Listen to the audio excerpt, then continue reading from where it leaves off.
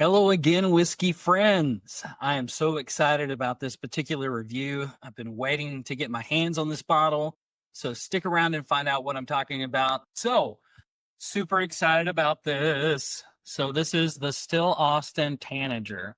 Man, I can't even tell you how beautiful this thing is. Let me get my face out. I don't know if you can tell. So, that's a little bird's nest on top. Got this like embossed label right here.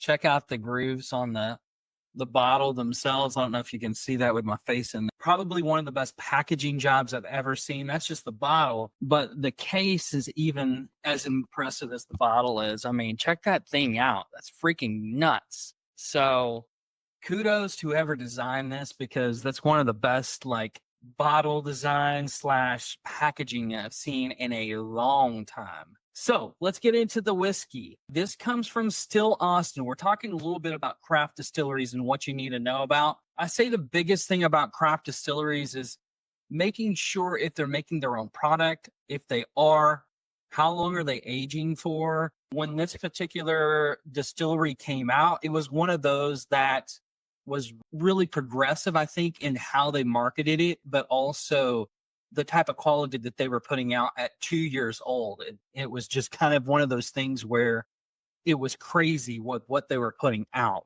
So this particular whiskey is 5 years old. This was blended by the master blender there, Nancy Fraley. Kudos to you, Nancy, for putting this out along with your Still Austin team. Marketing team hit it out of the park. The bottle's beautiful. It has a gold etching lettering on the back side of it. I mean, it's just absolutely gorgeous. I can't get over and speak enough about how beautiful this packaging is. Whiskey's 5 years old. It's called a cigar blend, but it's not finished. It's a cognac technique that Nancy has been using whenever she was come from the cognac world, where she's basically aging water in used barrels. So basically what that does is it ages the water and actually comes up to a particular proof, and then they use that water to proof down the whiskey. In talking with Nancy a little bit, I know that she had some of her own barrels that she's been aging water in for over, I want to say for close to a decade, 9, 10 years. So this process is a really interesting process for me. She's told me about it, but I've never gotten to taste like a product that had this. So let's get into the little bit of the whiskeys. Color is beautiful, golden copper color. It really coats well. It's very viscous. And also with these craft distilleries, what's interesting is like, for instance, when Still Austin came out, like their product was 2 years old. I don't think that they've really aged their normal like shelfer product like much more than 3 at this point. I know this is an LE, so this is at 5 years. I can't imagine what this stuff, if they let it go longer, which I hope they do, is going to taste like. So one of the things that impressed me most about this particular craft distillery was they were making their own juice from the start. They put out a product that was really, really good at a young age. They had a great marketing team, design team, and graphic design team as well for all of their bottles and graphics. So it just kind of perpetuated that boom when it was going on. New distillery. Those are the type of things that you need to look at. Who's involved with this distillery? A lot of these newer distilleries, like Nancy's a contract, I know she just contract blending for a few different distilleries. You know, find those people. If there aren't a blender that's working with them, find out who the match distiller is. What have they done before? Where have they worked?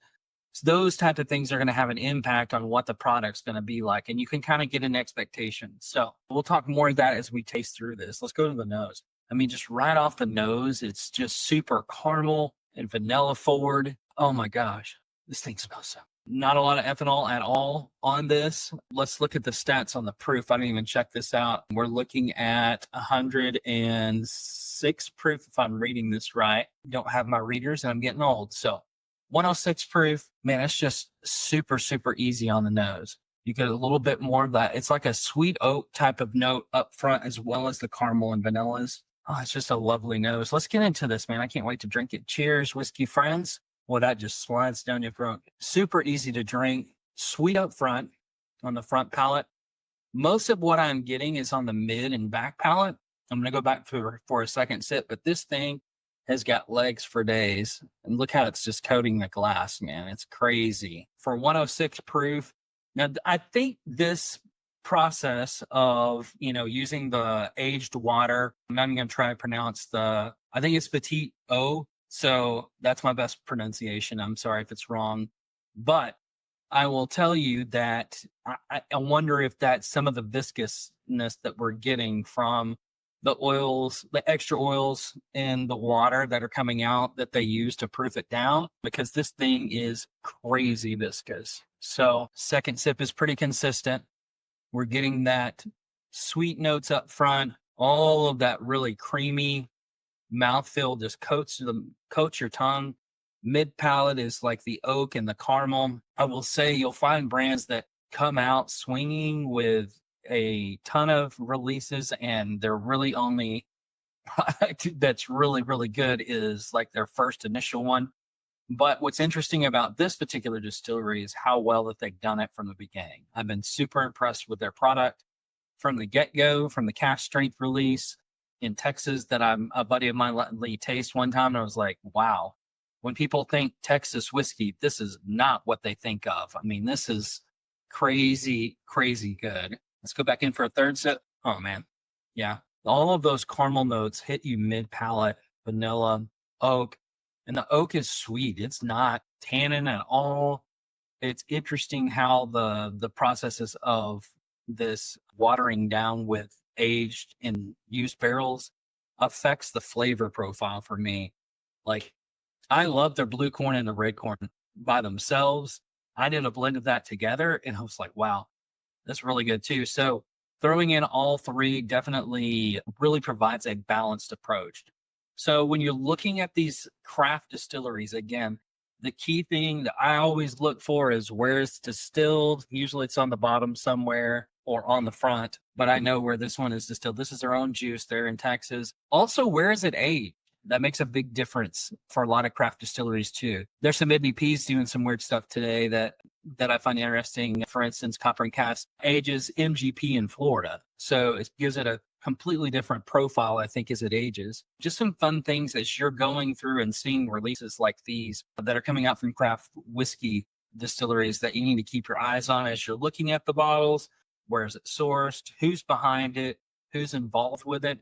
But I can tell you this, guys, if I had this in mind 2024, this definitely would have been in the top 5 of my whiskeys for the year. I just now got this bottle just a week or so ago. So unfortunately, didn't get it here in time for me to put it in. Obviously, I probably would have. It definitely would have been high just by tasting it.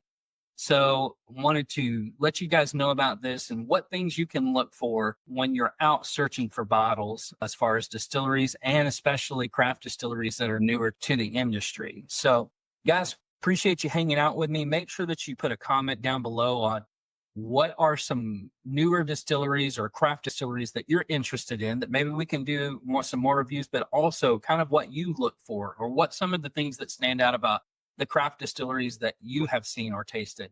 And make sure you hit the like and subscribe. It really helps the channel.